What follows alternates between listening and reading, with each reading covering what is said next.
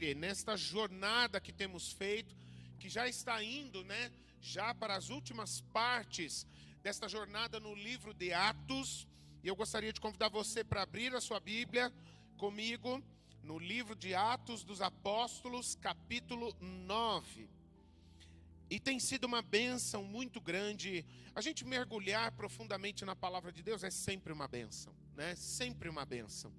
A gente sempre vai encontrar preciosidades do Senhor que vão enriquecer as nossas vidas, encher o nosso coração de fé, de esperança, de convicções. E a gente com certeza vai viver essa experiência aqui novamente, Eu só quero antes disso testemunhar aqui, para vocês que estão aqui, tem aí a referência, tá bem? Atos capítulo 9, a partir do verso 19. E eu quero compartilhar com você algo que aconteceu aqui nessa manhã e é uma experiência de fé que nós temos vivido constantemente, A gente não tem o hábito na nossa igreja de combinarmos frequentemente os louvores que vão ser ministrados de acordo. De vez em quando, às vezes o Senhor me dá um louvor e eu peço aos irmãos, olha, meus irmãos, o Senhor me orientou, vamos cantar este louvor. Mas isso não é o normal. Mas uma coisa que a gente tem procurado, semana após semana na vida da nossa igreja, é que cada irmão, cada irmã que vai se levantar para ministrar, em qualquer área da vida da nossa igreja, inclusive no louvor e na adoração, a gente se encher da presença de Deus de maneira que a gente possa discernir, segundo o Espírito Santo, qual é o culto que o Espírito Santo deseja receber e qual é a direção que ele tem para esse momento. E ele tem sido tão fiel. E aí então o que o Senhor colocou no coração da Rô nessa manhã, e quando nós estávamos cantando agora há pouco, a tua voz me chama sobre as águas, e além das ondas olharei, enfim, meu coração começou a queimar, apesar da gente estar falando de água nesse louvor, mas queimar por ver como é fiel, e a direção que o Senhor tinha me dado a respeito do momento de intercessão, porque eu faço parte do ministério de intercessão da nossa igreja também, Foi algo alinhadinho. É muito bom sentir isso, sabe? Os sinais que vão confirmando. Olha só, Deus confirmando que realmente essa é a direção que Ele quer que a gente siga, E meus irmãos, mais uma vez, esta experiência na palavra de Deus é algo que enche o meu coração, na certeza de que é isso que Deus quer que a gente ouça da parte dele e entenda. O Espírito Santo vai ecoar a sua voz pela sua palavra a mim e a você nessa manhã, e é uma necessidade importante a gente prestar muita atenção na sua voz, tá bem? Você vai ser muito, muito abençoado, assim como eu já tenho sido com esta palavra. Eu quero fazer um pedido a você, nós vamos começar a ler, e a palavra de hoje, ela é uma continuação daquilo que foi ministrado na semana passada, sobre a conversão de Saulo, um dos maiores perseguidores da igreja de Jesus naquela época. E nós lemos na semana passada até o verso 19, o começo dele, a primeira parte do verso 19. E hoje nós vamos ler a partir do final do verso 19 e vamos até o verso 31, quando nós vamos observar aqui, sermos alimentados sobre a igreja, agora conhecendo um novo apóstolo, ok? Então vamos lá, a palavra de Deus diz assim, final do verso 19, tá bem? Saulo permaneceu alguns dias com os discípulos em Damasco, e logo nas sinagogas proclamava Jesus, afirmando que ele é o Filho de Deus.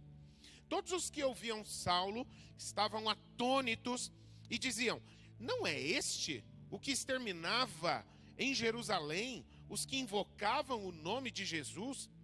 E veio para cá precisamente para prender e levá-los aos principais sacerdotes? Saulo, porém, mais e mais se fortalecia e confundia os judeus que moravam em Damasco, demonstrando que Jesus é o Cristo. Decorridos muitos dias, os judeus resolveram matar Saulo, mas ele ficou sabendo do plano deles. Dia e noite, guardavam também os portões da cidade para o matar. Mas os discípulos de Saulo tomaram-no de noite e, colocando-o num cesto, desceram-no pela muralha. Quando chegou a Jerusalém, Saulo procurou juntar-se aos discípulos de Jesus. Porém, todos com medo dele, não acreditando que ele fosse discípulo, mas Barnabé, tomando-o consigo, levou-o aos apóstolos. Contou-lhes como Saulo tinha visto o Senhor no caminho e que o Senhor tinha falado com ele. Também contou como em Damasco Saulo tinha pregado ousadamente em nome de Jesus. E Saulo ficou com eles em Jerusalém, entrando e saindo, pregando ousadamente em nome do Senhor. Falava e discutia com os gregos helenistas, mas eles procuravam matá-lo. Quando isto chegou ao conhecimento dos irmãos, levaram Saulo até Cesareia e dali o enviaram para Tarso. Assim, a igreja tinha paz por toda a Judéia, Galileia e Samaria, edificando-se e caminhando no temor do Senhor e no consolo do Espírito Santo, crescia em número. Amém, meus queridos? Falar uma coisa para vocês. Houve há mais ou menos um mês atrás, você provavelmente vai se lembrar disso, uma grande polêmica na nossa nação a respeito de uma figura, de um homem, que foi o Lázaro. Um homem que tomou conta das notícias e por alguns dias até virou notícia maior do que o presidente Bolsonaro e a pandemia do Covid, né? E só se falava em Lázaro, que infelizmente era um homem jovem, mas que na sua vida semeou muitos males, fez mal a muita gente, destruiu muitas famílias, matou muitas pessoas. E aí então ele estava começando a chamar a atenção dos noticiários por causa da sua capacidade de ele fugir e se esconder de maneira que as autoridades não conseguiam encontrá-lo. Ninguém conseguia ter notícias dele. E agora não me lembro exatamente se isso durou algo em torno de 15 dias, 10 dias, mas foi algo mais ou menos por aí, uma semana e meia, 2 semanas, por aí, em que só se falava nisso. E curiosamente, às vezes conversando com algumas pessoas, a gente ouvia muito falar também sobre as brincadeiras que se faziam por causa do Lázaro, por ele não ser encontrado, né? E aí chegou um momento em que ele foi encontrado. E eu vi muita gente que aplaudiu, e natural, né? Porque era comprovado que ele realmente tinha feito muito mal a muita gente.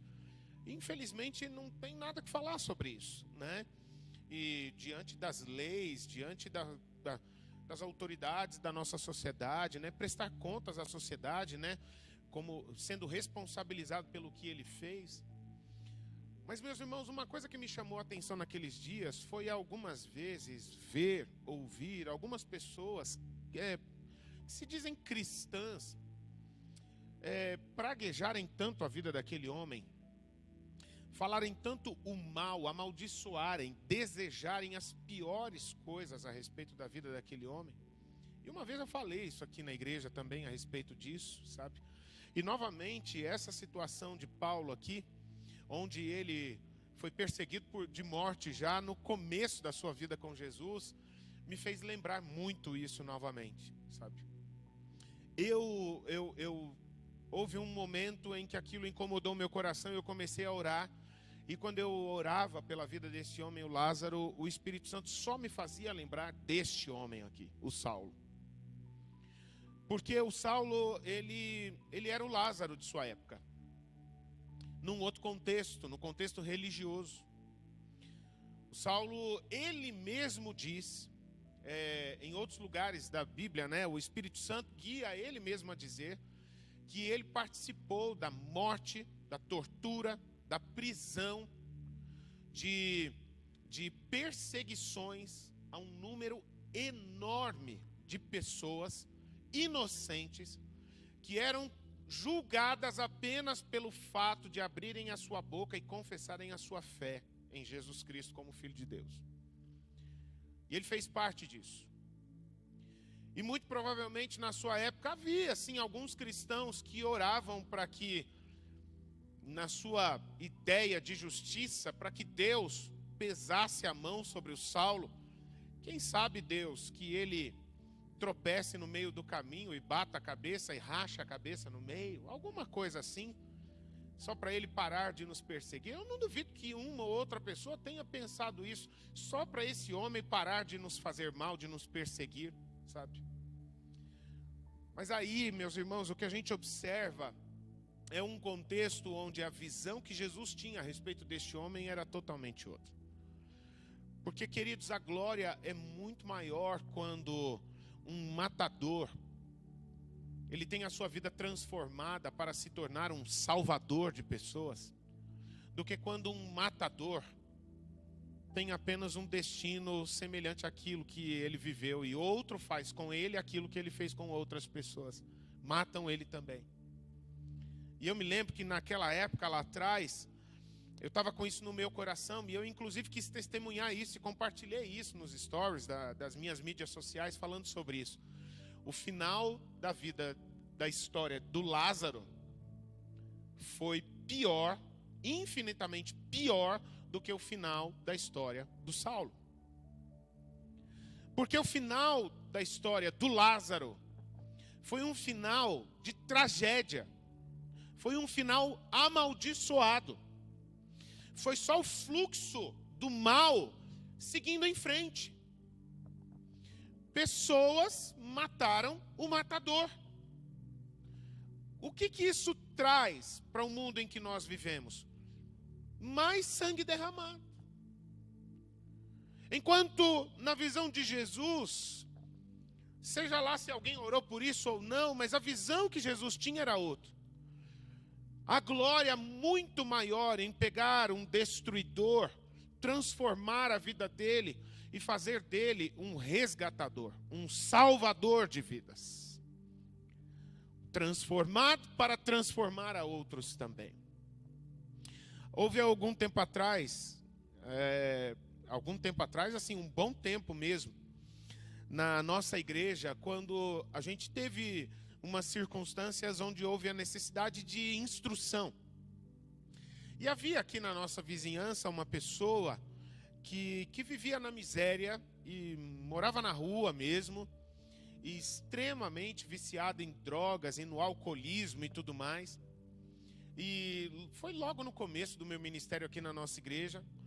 E quando, às vezes, essa pessoa vinha aqui e na sua condição miserável, né, totalmente mergulhada em trevas, como vivia aquele homem, de vez em quando ele vinha aqui na igreja e a gente o servia, dava um copo com água, dava uma roupa limpa para ele, quando a gente conseguia, ou outra coisa assim. Mas às vezes ele estava meio virado, sabe? E ele vinha meio aborrecido e dava uns gritos e às vezes tinha alguns comportamentos meio alterados, enfim. E aí houve algumas circunstâncias em que eu tive que lidar com alguns irmãos que se incomodavam com esses comportamentos e começaram a tratar mal este homem. E começavam a tratar mal num nível cada vez maior. E esse comportamento começou a contagiar outras pessoas. E aí eu comecei a notar aquilo e comecei a orar e comecei a instruir a igreja, enfim. Até que houve um momento onde o Senhor me deu a direção de, na ministração de uma palavra, chegar aqui e dizer à igreja: meus irmãos, minhas irmãs, nós temos pessoas que toda semana batem nas nossas portas, talvez aqui do nosso templo, ou às vezes das nossas portas, nas nossas casas. São pessoas que têm problemas nas suas vidas, muitas delas cometeram erros, muitas delas foram vítimas, escravizadas, e estão nas ruas, estão nas drogas, estão vivendo uma vida indigna, miserável. Mas uma coisa nós precisamos nos lembrar sempre: a igreja de Jesus jamais deve tratar uma pessoa da mesma forma que o mundo a trata. Ela ser desprezada, ela ser condenada, ela ser perseguida, ela ser agredida, como de vez em quando acontecia com aquele senhor. Chamava-se Valmor. Não sei se alguns de vocês se lembram, mas eu acredito que alguns de vocês vão se lembrar. Às vezes o Valmor vinha aqui na nossa igreja, na nossa frente aqui, ensanguentado, com hematomas. Porque ele era pego por alguém na rua, às vezes pela própria polícia. E era espancado, enfim. Nós não temos nada a ver com qualquer erro que ele tenha cometido, enfim. A gente chegou a conhecer a família dele, filhos que ele tinha, enfim. Mas uma coisa a gente jamais pode perder a consciência. Quando o mundo trata mal uma pessoa como essa, não é de se estranhar, porque infelizmente nós vivemos num mundo mau. Mas a igreja jamais pode tratar as pessoas da mesma forma como o mundo as trata. Porque a igreja, ela é de Jesus. E por ser de Jesus, a igreja deve enxergar as pessoas da mesma forma como Jesus as enxerga. E aí nós temos aqui, meus irmãos, esta pessoa que está gerando um rebuliço. Agora não mais porque ele persegue cristãos, mas agora porque por alguma razão maluca, inexplicável, agora ele é parte deles. Agora esse Saulo, ele provoca uma conturbação em toda essa região aqui do Oriente Médio, que a gente conhece como Oriente Médio, não por causa da sua agressividade, por causa da sua ardilosidade em armar planos para pegar no pulo, para prender, para armar ciladas, para armar planos para condenar à morte, por apedrejamento, etc. Mas agora o que espanta as pessoas é porque esse homem, ele não tem mais sangue nos seus olhos. Ele não tem mais sangue na sua boca, nem nas suas mãos. Por alguma razão inexplicável, esse homem agora ele tem sangue somente no seu coração. Um homem extremamente raivoso, cego espiritualmente, agora é um homem quebrantado. É um homem agora constrangido por um amor inexplicável que o alcançou. Toda aquela raiva foi substituída por compaixão e amor. E agora o Deus que ele persegue, que ele condena, que ele acusa, o caminho desse Salvador, que antes ele era oposição radical, extrema, agora ele vive nesse caminho. Agora ele faz parte deste caminho. E a igreja, meus irmãos, ela teve dificuldade de lidar com isso. Ela teve dificuldade, ou seja, a gente vai perceber uma constatação que não deveríamos nos orgulhar dela. Esse choque, esse conflito em como olhar para as pessoas, as mais estranhas, as que têm histórias mais confusas que se pode imaginar, sempre foi uma dificuldade que houve na igreja. A igreja sempre teve pessoas no seu meio que tiveram dificuldade de enxergar outras pessoas da mesma forma como Jesus as vê. Foi um processo, não só para a comunidade, não só para o povo da religião do judaísmo, mas para a própria igreja do Senhor Jesus, para muitos que tinham medo. O que está acontecendo? Será que é mais uma estratégia de Saulo? Se fazer de crente, para se infiltrar e apanhar o maior número de pessoas que ele conseguir, presas, torturadas, etc., o que ele possa fazer. As pessoas estavam estranhando essa situação. Mas, meus irmãos, o que eles não se davam conta é que o que estava acontecendo com Saulo era uma coisa que sempre estava nos planos do Senhor Jesus. E o que Jesus estava fazendo, manifestando o seu plano sobre a vida de Saulo e através da vida de Saulo, era mostrar que lá atrás, quando ele determinou que ele estabeleceria sobre a sua igreja 12 homens que seriam pilares, na sua igreja, para levar o seu evangelho pelo mundo.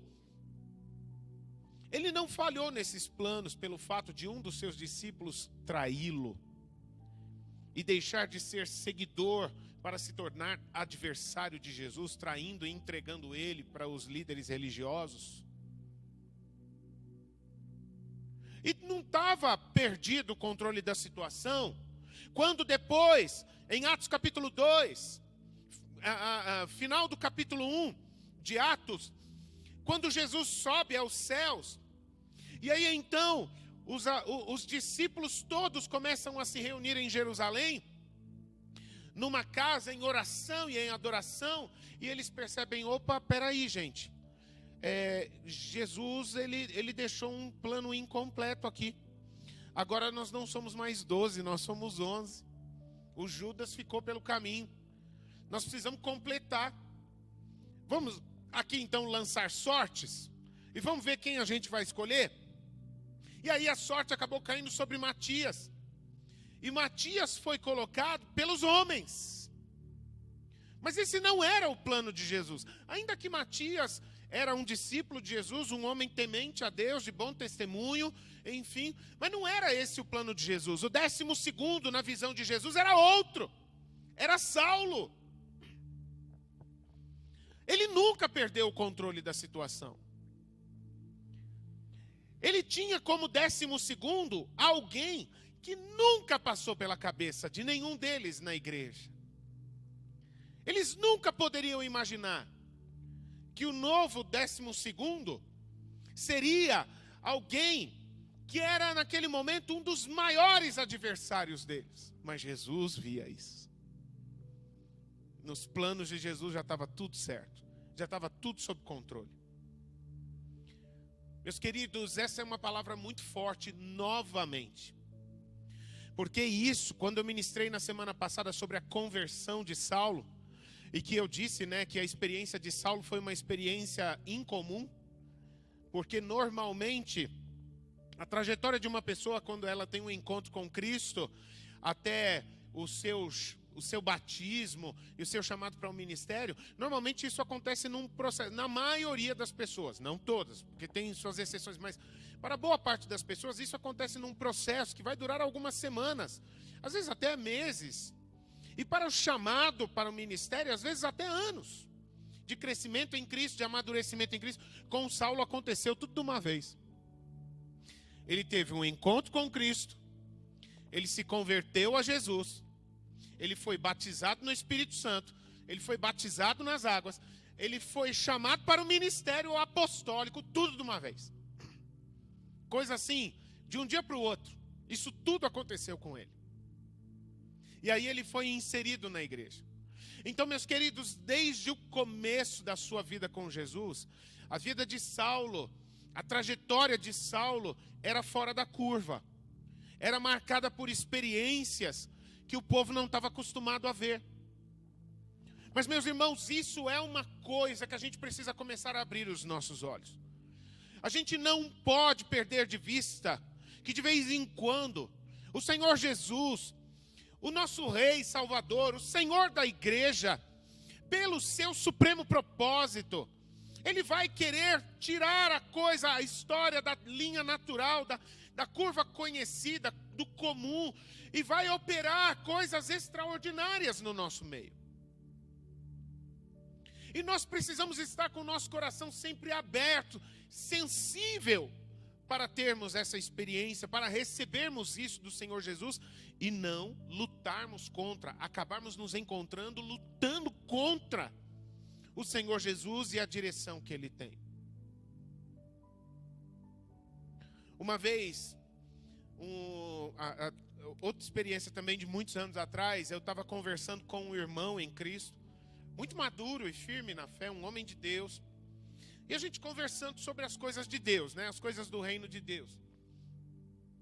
E aí chegou um momento em que esse irmão vira para mim e fala assim: André, uma coisa que a gente nunca pode perder de vista é que gente nova oxigena a vida da igreja.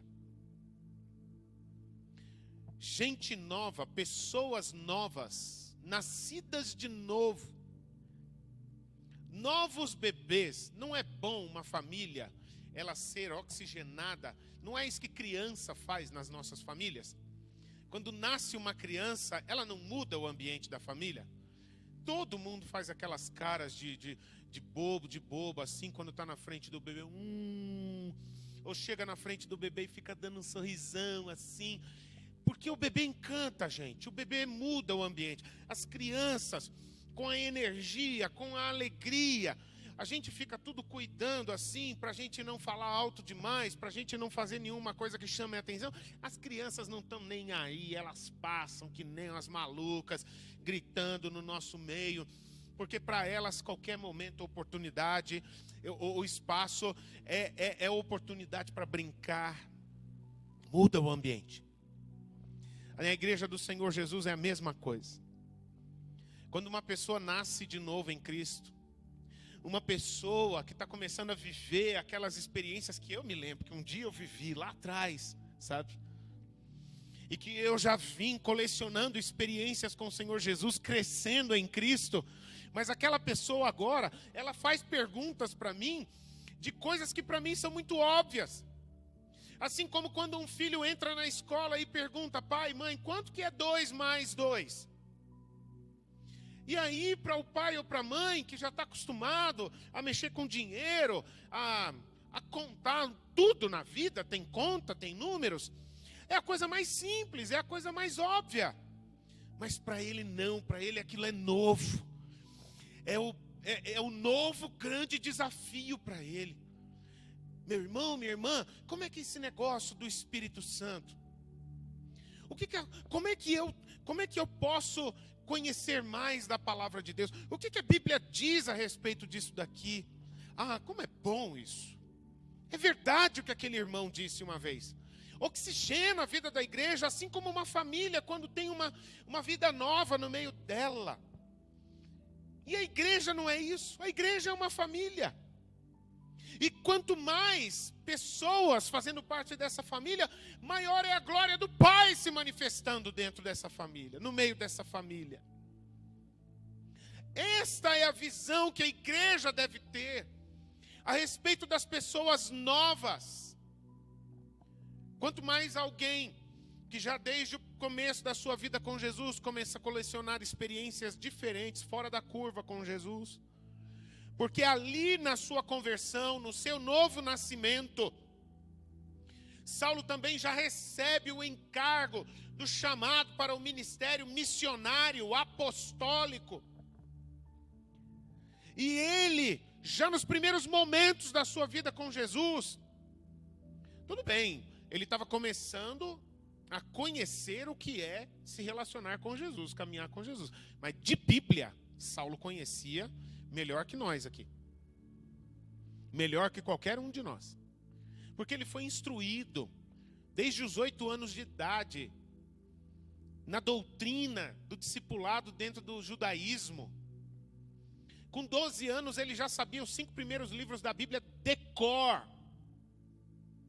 Saulinho, o que diz lá em Levítico 19, verso 18? Pá! Era desse jeito. E ele foi crescendo dessa forma. E o que ele aprendeu então, é que aquelas palavras não eram apenas doutrina religiosa, eram vida. E Cristo era a vida daquelas palavras. E aí tudo começou a fazer sentido na vida dele.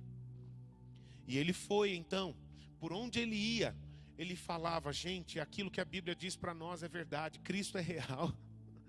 Eu tive um encontro com ele, vocês também precisam se encontrar.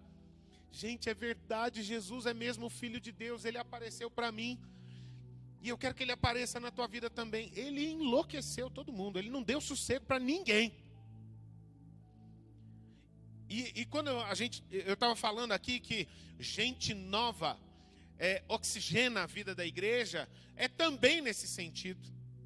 Porque quando a gente tem contato com uma pessoa que acabou de se converter, de nascer de novo, não é verdade que ela quer compartilhar para todo mundo sobre Jesus, o que Jesus fez na vida dela? Se ela cruzar um cachorro na rua, é capaz de ela orar por esse cachorro para que ele conheça Jesus. Quer dizer, lógico que eu estou brincando, né? Mas ela quer falar de Jesus para todo mundo. Ela entra no ônibus Ela fala, bom dia, Jesus te ama.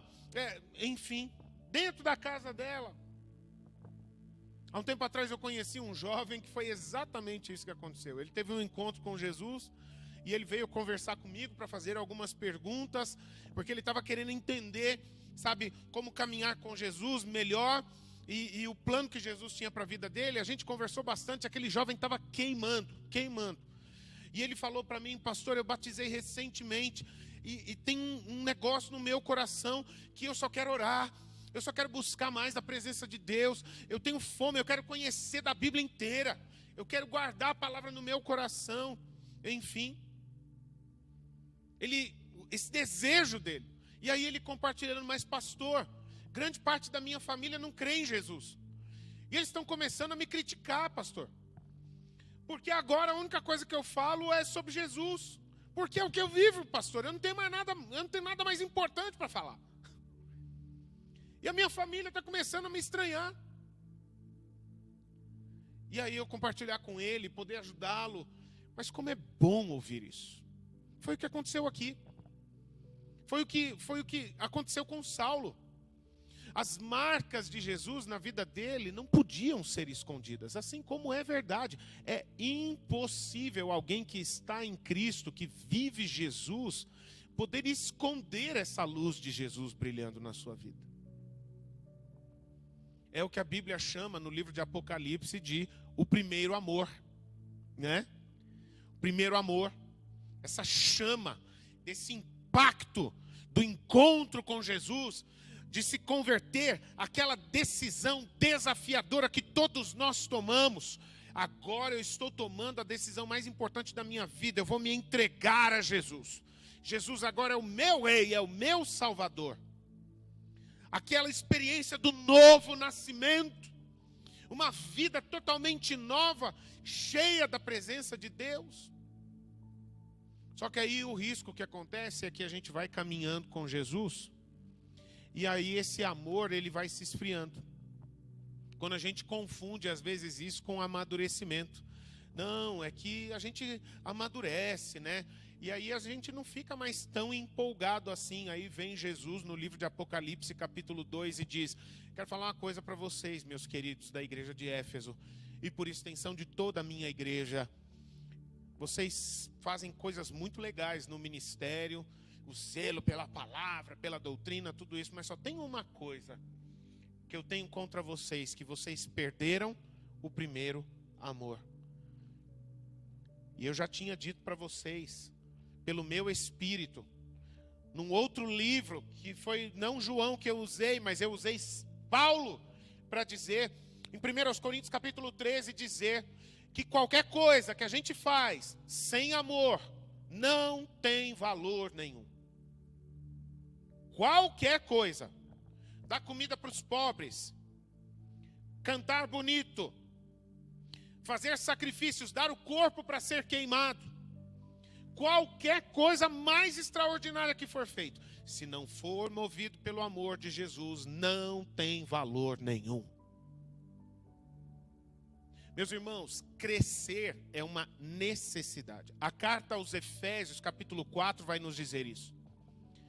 Que é o texto que para a nossa igreja é uma base bíblica na vida e na missão da nossa igreja. Efésios capítulo 4. Em Efésios capítulo 4, lá por volta do capítulo 12, a palavra de Deus vai nos dizer que o propósito de Jesus é que todos nós cresçamos e em algum momento a gente deixe de ser criancinha espiritual, inconstante, para nos tornarmos filhos e filhas maduros do Senhor Jesus. Crescer, amadurecer. Agora, uma coisa que Jesus nunca quer que a gente perca é essa chama do primeiro amor. Esse amor apaixonado por Jesus, ele não pode sair nunca do nosso coração. Porque por mais que a gente conheça, por mais que a gente tenha experiência, se a gente perde o amor, tudo que a gente conhece, tudo que a gente sabe, perdeu o seu valor, não tem vida. Toda a obra de Jesus na terra, a missão que ele cumpriu, até a cruz do Calvário, morrer e ressuscitar, ele fez por causa do amor eterno de Deus por nós. Foi o amor eterno de Deus que moveu Jesus para vir ao mundo, para ser o meu e o teu Salvador. Se não tiver amor, nada disso aproveitará. Se não tiver amor, nada disso valerá. Meu irmão, minha irmã, se você é uma pessoa que já conhece a Cristo e que você já caminha com Jesus, sonde o seu coração e permita ao Espírito Santo mostrar a você se a chama do primeiro amor está se apagando. E talvez você está usando o argumento da justificativa de que agora você já é uma pessoa experimentada, de que você já conhece, de que você já é maduro e que você não precisa mais queimar de amor. Porque uma pessoa que parou de queimar, ela parou de viver Jesus. Eu vou repetir. Uma pessoa que parou de queimar de amor por Jesus é uma pessoa que parou de viver Jesus. Não pare. Não pare. E se Jesus falou lá em Apocalipse que perdeu o primeiro amor, é porque é possível resgatar, reativar, reacender este amor.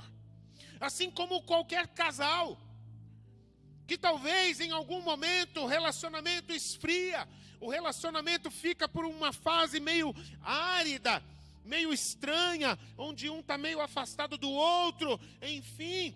Poxa, como é que está o relacionamento? Não anda bom o nosso casamento. Ok, o que você vai fazer por isso? Eu vou reativar o meu casamento. Nós vamos nos reaproximar. Nós vamos voltar a fazer declarações de amor um para o outro. Nós vamos voltar a pegar na mão um do outro. Nós vamos voltar a dar um beijo carinhoso um no outro. Nós vamos voltar a fazer coisas juntos. Quando antes cada um ia para o seu lado, eu cuido dessa parte, você cuida daquela, como se fosse uma dupla, como se fossem sócios, e não como se fossem um casal. Nós vamos resgatar, porque a palavra de Deus diz que o amor jamais acaba. É totalmente possível, assim como Jesus, voltar a reacender este amor. Meus irmãos, sabe por que eu estou falando isso? Quando a gente está meditando em cima da experiência de Saulo. Porque o que nós estamos observando aqui, um dos aspectos mais importantes que estamos observando aqui é a respeito da igreja, não do homem Saulo, mas da igreja de Jesus. E em grandes aspectos, a igreja de Jesus teve dificuldades de manter o amor de Jesus no seu coração diante de um ex-perseguidor que foi Saulo. Que ao invés de consultar a Jesus para saber, Senhor Jesus, o que está acontecendo com esse homem? Revela pelo teu Espírito se é você mesmo, Jesus, que está na vida deste homem ou se isso é uma enganação. E Jesus revela. A primeira carta de João vai nos dizer isso. Provem os Espíritos, para que vocês saibam se ele é o Espírito de Cristo ou se ele é o Espírito do anticristo. E Deus revela. Mas não. Eles estavam com medo, eles estavam com receio, eles já estavam levantando a guarda assim. Vem para cima que a gente está esperando para se defender.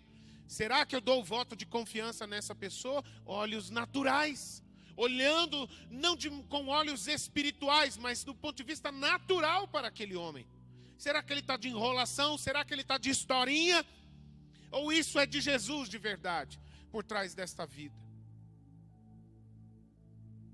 Meus irmãos, e é por isso, e agora eu quero trazer de volta, né, para essa experiência da abordagem da igreja com o Saulo, da maneira como estes versos nos falam aqui, e salientar mais algumas coisas, né? Quando a gente vê como que a igreja lidou com os primeiros passos deste novo discípulo, já encarregado pelo próprio Cristo, diretamente, de se tornar o novo apóstolo, o 12º apóstolo. Que aqui eu quero que você guarde isso, não Matias. Matias foi selecionado pelo homem, mas o que foi selecionado por Jesus, como sempre deveria ter sido, foi Saulo, ok? E aí então, a gente observa, a primeira experiência de Saulo, onde houve um alarde, foi em Damasco. O texto vai nos dizer. E é uma coisa muito interessante, e eu não vou me estender muito nesse sentido aqui, que para a gente entender o que está acontecendo aqui nestes versos, é muito importante que a gente observe outros dois textos na Bíblia também, que é o capítulo 22 de Atos, onde o próprio Saulo, diante das autoridades, quando ele já está preso por causa de Jesus, ele fala diante das autoridades mais detalhes do que estava acontecendo aqui.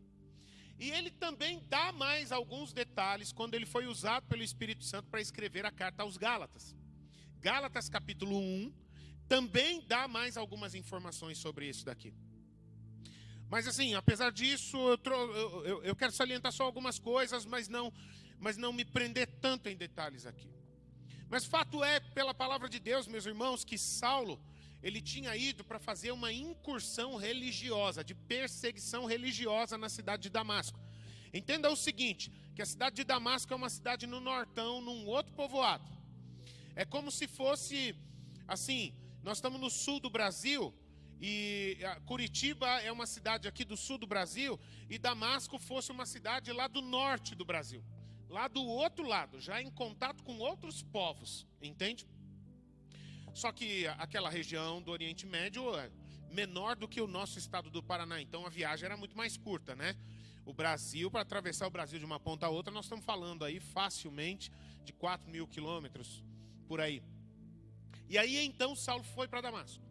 Foi para passar uma temporada fazendo uma incursão de perseguição. Só que os planos dele, a gente já falou semana passada, foram totalmente mudados. E aí Jesus encontra-se com ele antes dele chegar em Damasco. E Jesus então vira para ele e fala: você veio aqui para trazer morte, mas eu quero dizer uma coisa, eu morri por você e eu vim aqui para transformar a sua vida e você dar a sua vida por mim. É isso que vai acontecer. E aí então, aquilo que a gente já falou, Saulo tem esse encontro com Cristo, ele se converte a Jesus, nasce de novo, é batizado no Espírito Santo, é batizado nas águas, recebe seu chamado para o ministério, e aí os planos que ele tinha vão tudo por terra. Aquelas cartas que ele tinha, que davam a ele autorização para prender, para torturar, para fazer, para tirar de dentro da casa, etc.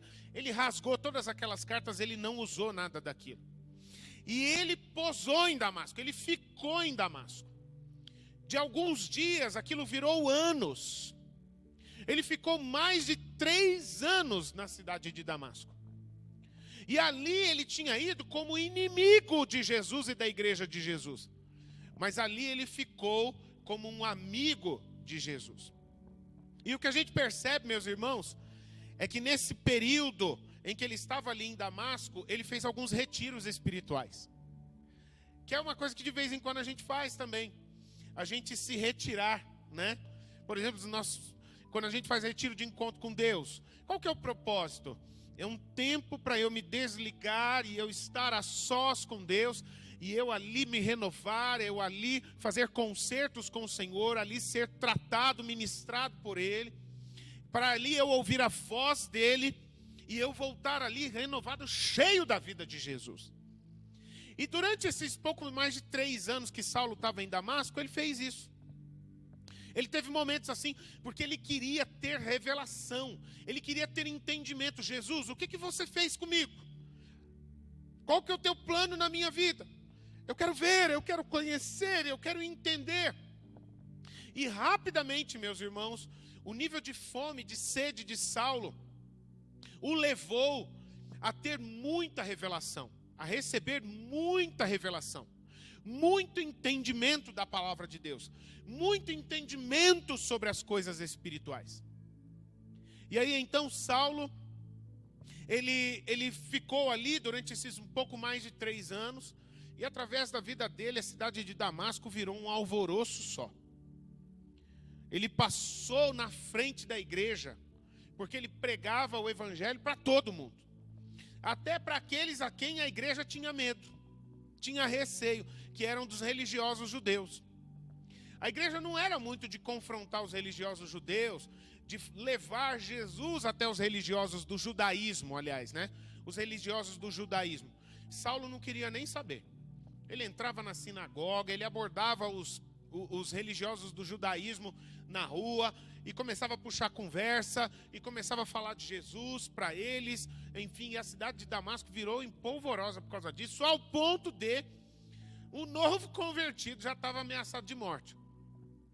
A gente estava falando um dia sobre isso. Ele já tinha um X nas costas já. Já tinha um alvo nele já. E já estavam começando a armar planos. Nós vamos matar esse cara. Nós vamos dar um jeito nesse cara. Ele não vai ficar atrapalhando a nossa religião. E aí então, tendo arrumado esse problema com os judeus, que tinha nome o problema que ele arrumou com os judeus, e o nome desse problema era Jesus. Aí então a igreja entra. Olha só. Aí então a igreja entra.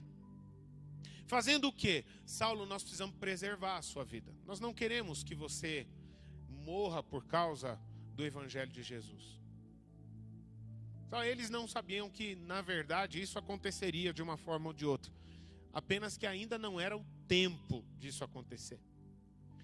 E aí então eles ajudam Saulo com um plano de fuga. A cidade de Damasco era uma cidade que tinha muros, como era muito comum naquela época. E eles então conseguem arrumar uma brechinha no muro que estava sendo vigiado também, para fazer Saulo descer pelo muro escondido na calada da noite. Aí Saulo, você segue caminho para onde você encontrar segurança. E a referência de Saulo, vou para Jerusalém. E aí então ele parte para a cidade de Jerusalém. Na cidade de Jerusalém, ele não fica muito tempo. Ele fica coisa de aproximadamente uns 15 dias. Mas ele fez tanto barulho em Jerusalém, quanto ele fez em 3 anos lá em Damasco. Porque Jerusalém era o centro, era a capital do povo judeu, mas também era o centro da religiosidade do judaísmo. E Paulo tinha parentes também em Jerusalém. Então, quando ele chega em Jerusalém, aí é que ele vai para cima mesmo. Em que sentido? No sentido de levar Jesus para todo mundo. Ao ponto de, em breves 15 dias, ele passou também na frente da igreja. E ele já estava impactando a cidade de Jerusalém com a pregação do evangelho de Jesus, mais do que o povo restante da igreja de Jesus naquela época. Ao ponto que também, rapidamente, Saulo arrumou o problema. Botaram novamente um X nas costas dele. E já começaram a fazer planos de matar o Saulo. Também em Jerusalém. E ali, novamente, os judeus, principalmente judeus estrangeiros, que já estavam sabendo, esse homem lá de Tarso, lá do Nortão, que estava em Damasco nos últimos anos, arrumando confusão lá, agora ele vem aqui para Jerusalém, e vem causar confusão aqui em Jerusalém, vamos dar cabo nesse cara. Não conseguiram fazer isso lá em Damasco, aqui em Jerusalém nós vamos dar um jeito nele. Só que a igreja em Jerusalém, ela era muito maior do que a igreja em Damasco. Havia uma igreja de Cristo em Damasco. Uma igreja forte. Mas a igreja em Jerusalém, meus irmãos, ela já estava tomando conta de aproximadamente metade da cidade de Jerusalém nessa época. Metade de Jerusalém já era crente em Cristo Jesus. E aí então, a igreja já era presença marcante. E os religiosos já estavam se sentindo acuados, e já que estavam perdendo aquele nível de influência que tinham sobre o povo, sobre a comunidade, sobre a cidade. Agora vem um homem que, com o resto do povo que ainda não é de Cristo, vem e começa a falar de Cristo com essa ousadia. Vamos dar um jeito nele. E a igreja, que já estava tão bem estabelecida na cidade de Jerusalém, a igreja de Cristo, que tinha Tiago como seu líder, não o Tiago, o ex-pescador, que era irmão de João, que se tornou discípulo apóstolo de Jesus, mas era o Tiago, o irmão mais novo de Jesus, filho de Maria, que se converteu a Cristo, que não dava bola nenhuma para Jesus no seu ministério, assim como seus outros irmãos também, mas se converteu depois a Cristo e se tornou um líder da igreja em Jerusalém, o líder da igreja em Jerusalém, e uma liderança regional da igreja do Senhor Jesus Cristo. Toda aquela região do Oriente Médio, também ele era uma liderança. E aí o que acontece? Paulo está começando a ser um problema para a igreja. Porque a igreja agora estava começando a ser uma presença consolidada na cidade. A igreja agora, ela era super bem vista ali. Só que Paulo agora estava começando a fazer com que o povo voltasse os olhos de maneira ruim para a igreja. E tudo por quê, meus irmãos? Por causa de uma chama ardente no coração de um novo convertido. De alguém que tinha acabado de nascer de novo em Cristo. E aí então, uma coisa que a igreja fez, nós precisamos preservar a vida deste homem. Mas também ele na sua sede, na sua pressa de querer ganhar o resto da cidade de Jerusalém, ele está muito alvoroçado. E isso era uma característica de Saulo, né? Que depois veio a se tornar Paulo.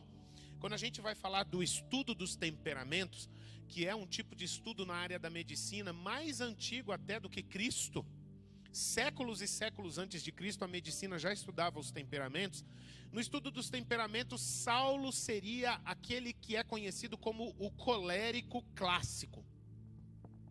Colérico é aquela pessoa que é uma pessoa de posições firmes, é uma pessoa de atitude, é uma pessoa de tomar iniciativa, é uma pessoa que não espera, ela vai e faz, ela vai e realiza, ela vai e resolve. É uma pessoa que normalmente é fácil de se trabalhar quando segue tudo aquilo que ela diz. Mas quando não segue, normalmente se tem dificuldade de lidar com o colérico. E Saulo tinha esse temperamento. E ele foi para cima.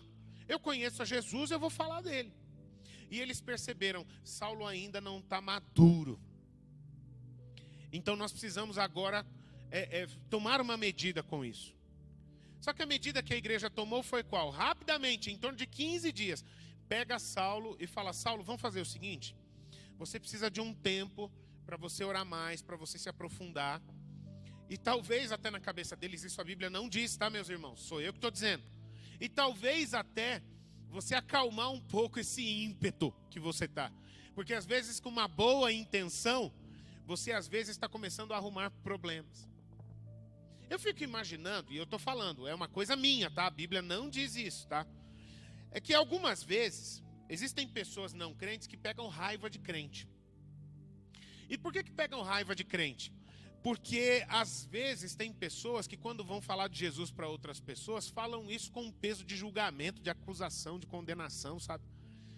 Você é um perdido, você vai para o inferno, você não conhece a Deus, você não sabe de nada, você precisa ir para a igreja. E aí ao invés da pessoa se quebrantar, ela pega na verdade uma aversão a tudo que tem a ver com Jesus, sabe? Eu fico imaginando que talvez de certa forma o que Saulo tenha feito foi isso, sabe? Ter ganhado uma aversão do povo, tamanha energia que ele botava no testemunho dele, sabe?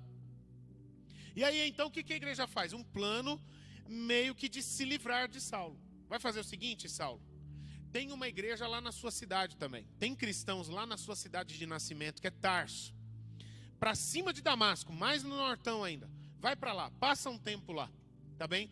Vai estar com os irmãos lá. Lá é tuas origens, lá é sua família, enfim.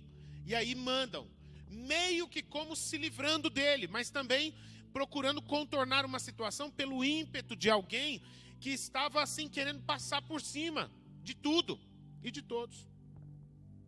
Aí então, Saulo chega em Tarso e ele ficou lá, naquela terra onde, como diz o ditado, né? O ditado costuma dizer, santo de casa não faz muito milagre, né? Porque ali em Tarso, Saulo, ele se aquietou. Ele não fez esse barulho como ele tinha feito em Damasco, em Jerusalém, enfim. E aí então ele se acalmou, ele silenciou um pouco. Ele passou um tempo ali como conhecido da cidade, mas em nível assim de igreja, em toda aquela região, ele ficou um tempo em silêncio. Ele saiu de evidência ali em Tarso, na temporada que ele passou na cidade dele em Tarso. Até que mais à frente, então, ele vai ser encontrado por Barnabé e a gente vai falar isso mais para frente. Meus irmãos, presta bem atenção nisso. Nós vemos na vida da igreja de Jesus sempre erros e acertos. E a gente tem que ser maduro para entender isso, sabe? Existem algumas pessoas que entram na igreja ou olham para a igreja do Senhor Jesus com um olhar de justiça, criticam a igreja do Senhor Jesus, como que dizendo assim: vocês não pregam um Deus que é santo? Como é que existe um monte de defeitos aí no meio de vocês, problemas no meio de vocês? E meus irmãos, onde tem gente, tem problema. Santo é somente aquele que é impecável, que é o Senhor Jesus Cristo. Nós somos a igreja daquele que é impecável. O Senhor que dirige as nossas vidas e esta igreja, Ele é perfeitamente bom e santo. Mas nós estamos no processo, ainda não somos. Portanto, é uma coisa que a gente não pode se iludir e ficar criando expectativas irreais de que a igreja você vai encontrar perfeição em alguma igreja. E existem algumas pessoas, às vezes, que falam tanto de um determinado pregador, falam tanto, às vezes, de uma determinada igreja, como se fossem perfeitos, como se fossem impecáveis. Aí vão lá se aproximar, ter um contato com estas igrejas, com esses pregadores, e vão perceber: é gente como a gente, tem suas lutas, tem seus desafios, às vezes se precipitam em alguma coisa. É o processo que o Espírito Santo vai trabalhando nas vidas de todos nós.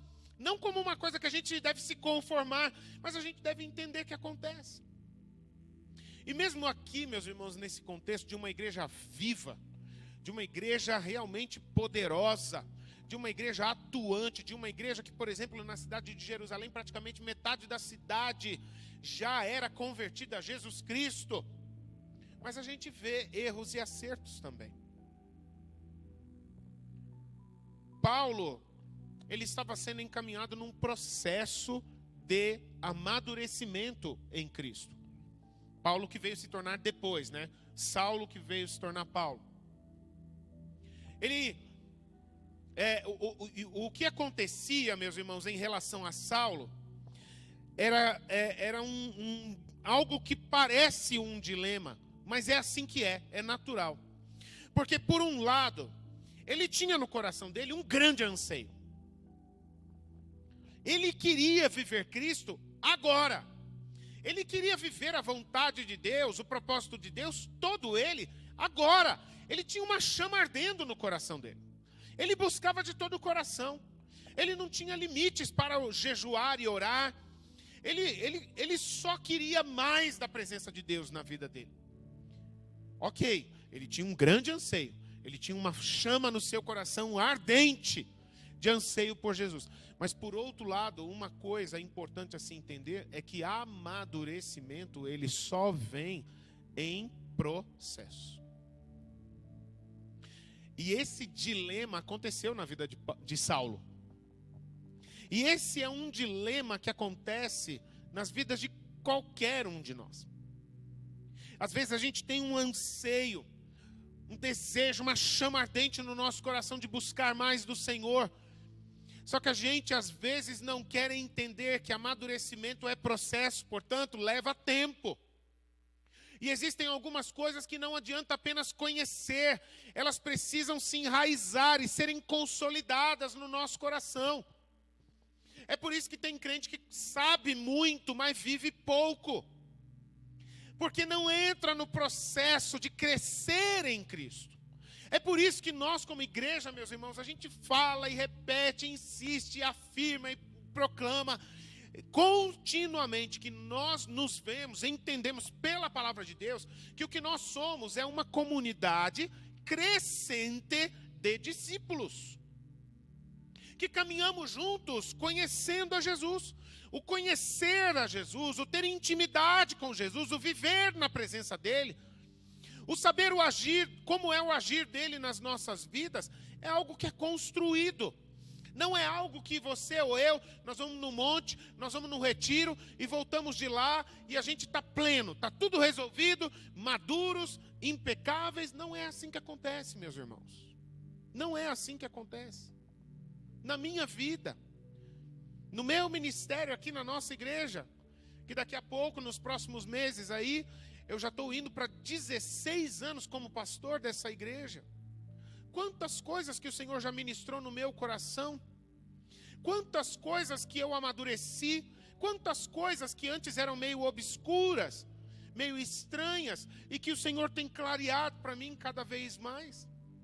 Esse é o resultado do andar em Cristo, do caminhar como um discípulo de Cristo. Isso faz parte da vida. Saulo tinha um pouquinho de dificuldade com isso. Ele tinha uma chama tão forte ardendo no coração dele, que ele queria ver tudo acontecer imediatamente. E não era assim. Mas a igreja entendia isso. Agora guarda isso, meus irmãos, olha só. Saulo, por mais que ele fosse cheio de unção como ele era, mas ele ainda não tinha essa maturidade da maneira do caminhar com Jesus, com discernimento em determinadas situações, enfim. Mas a igreja tinha pessoas assim. Ao ponto de que quando ele foi para a cidade de Jerusalém, ele teve contato com uma pessoa que foi um anjo de Deus na vida dele, que foi Barnabé. Barnabé o apoiou. Barnabé fez aquilo que a palavra de Deus diz: consulte os espíritos, e o Espírito Santo testificou no coração de Barnabé que Saulo era realmente um homem nascido de novo em Cristo, um discípulo de Jesus. E ele botou a mão nas costas de Saulo e no ombro de Saulo e levou Saulo até a liderança da igreja para falar: meus irmãos, nós precisamos aceitar esse irmão aqui. Apóstolos, líderes da igreja, nós precisamos amar esse irmão aqui. Ele realmente teve uma experiência com Cristo. E ele, mesmo sendo tão novo na fé com Jesus, ele tem um chamado ousado para a obra do reino de Deus. Esse irmão precisa de apoio. Esse irmão precisa de encorajamento. Esse irmão precisa de gente que pegue na mão dele e fale: Saulo não é assim, é de outro jeito. Ele precisa de gente que coloque a mão sobre a cabeça dele e ore pela vida dele. Meus irmãos, a igreja é uma bênção. A igreja não é um plus na vida espiritual. A igreja não é um acessório que a gente pode assim: eu oro, mas hoje eu estou a fim de um negócio diferente. Não é assim às vezes que a gente faz quando a gente está comendo? Às vezes a gente fica meio enjoado daquilo que a gente está comendo todo dia em casa, né? Todo dia feijão com arroz e esse ovo cozido aqui e tal. Estou com vontade de comer um negócio diferente. Aí vai num outro lugar lá e compra uma comida diferente e tal para comer um negócio diferente. Mas a igreja não é assim. A igreja ela é fundamental. Não é possível viver Cristo desconectado do corpo de Cristo. A igreja é uma bênção para nos ajudar a não tropeçarmos, a nos mantermos encorajados, a sermos complementados naquilo que Deus quer fazer nas nossas vidas, mas Ele não quer fazer diretamente, Ele quer fazer por meio do meu irmão na minha vida. A igreja é fundamental, meus irmãos. Não é possível estar ligado a Cristo sem estar ligado ao corpo de Cristo. É o que a palavra de Deus vai dizer na primeira carta de João. É negar a Cristo. E Saulo, com muita resistência, mas ele entendeu isso. E ele tolerou isso, percebeu: eu tenho que ver a igreja como uma bênção na minha vida. E ele aceitou esse cuidado de Barnabé e de outros. Por causa disso, meus irmãos, porque a fé e a unção, ela, mesmo numa pessoa que acabou de se converter a Jesus, essa pessoa acabou de nascer de novo, ela acabou de começar a viver Jesus, mas ela já pode estar com o coração incendiado pela presença do Espírito Santo. Ok. Só que a fé e a unção, elas não se consolidam de uma hora para outra. Precisa ser discipulado, precisa ser experimentado. Aí lá na frente, o próprio apóstolo Paulo é usado pelo Espírito Santo para enviar uma mensagem à igreja de Jesus, como por exemplo a segunda carta aos Coríntios, como por exemplo a carta aos Efésios, como por exemplo a primeira e a segunda carta a Timóteo, como por exemplo a carta a Tito, para dizer: a igreja precisa ser uma comunidade de discípulos que fazem discípulos. A igreja precisa ser uma família, onde um apoia o outro no processo de amadurecimento, para que essas pessoas sejam ajudadas a serem experimentadas. O ambiente que Jesus preparou para nós é a igreja, meus irmãos, não é outro. Não é em casa.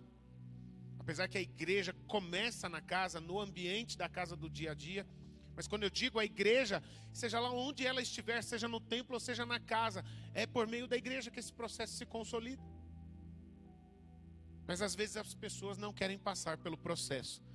As pessoas têm fé, elas têm uma chama ardente, e por terem fé, terem uma chama ardente no seu coração, elas querem ver Jesus fazer tudo nas vidas delas agora.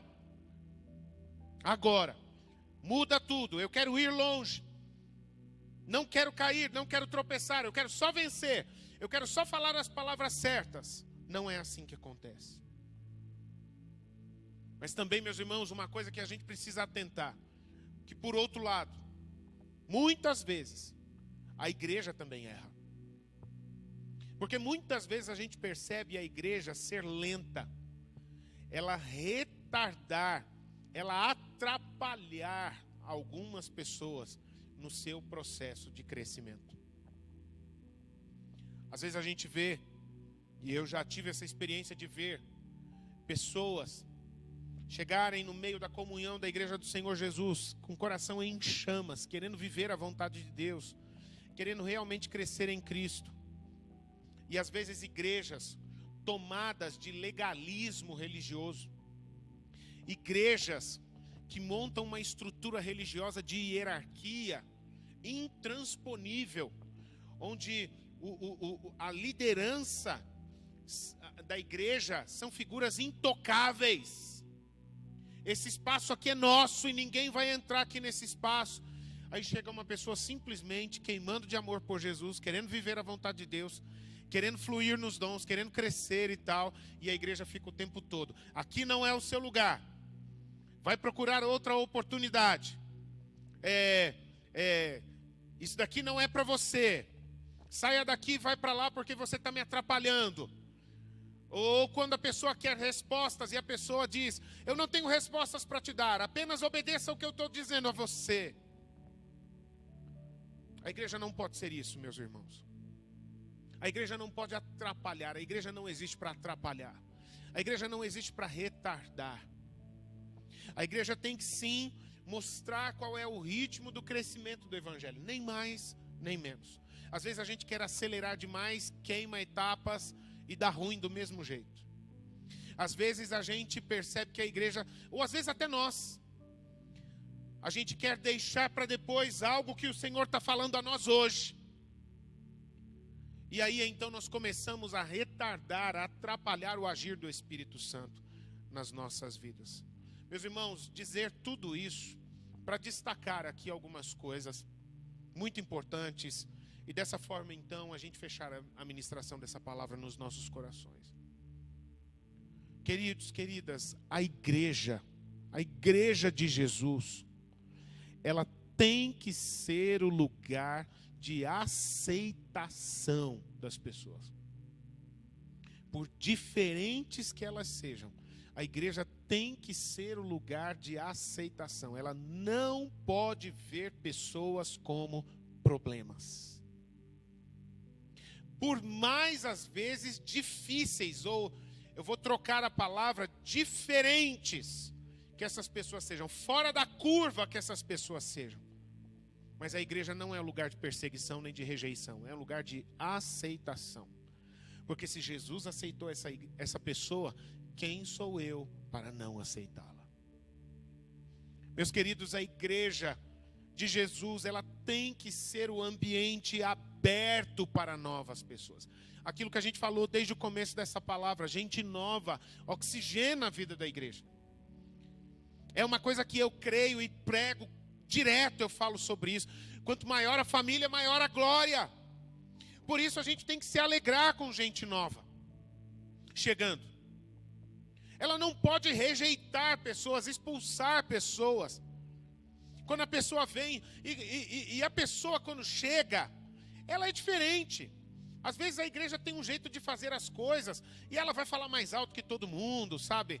Na hora que todo mundo está sentado, ela vai levantar, ela vai dar um glória, quando às vezes as pessoas não estão acostumadas a dar, e aí a igreja às vezes olha com aqueles olhares assim, que pessoa inconveniente, ela precisa se colocar no lugar dela. Não fazer isso, meus irmãos, não fazer isso, Porque a igreja é o ambiente aberto para novas pessoas. Deixa a pessoa viver Jesus do jeito que o Espírito Santo tem ministrado na vida dela. Ajude a amadurecer. Ajude a consolidar a fé, a unção, o amor. Mas não rejeitar.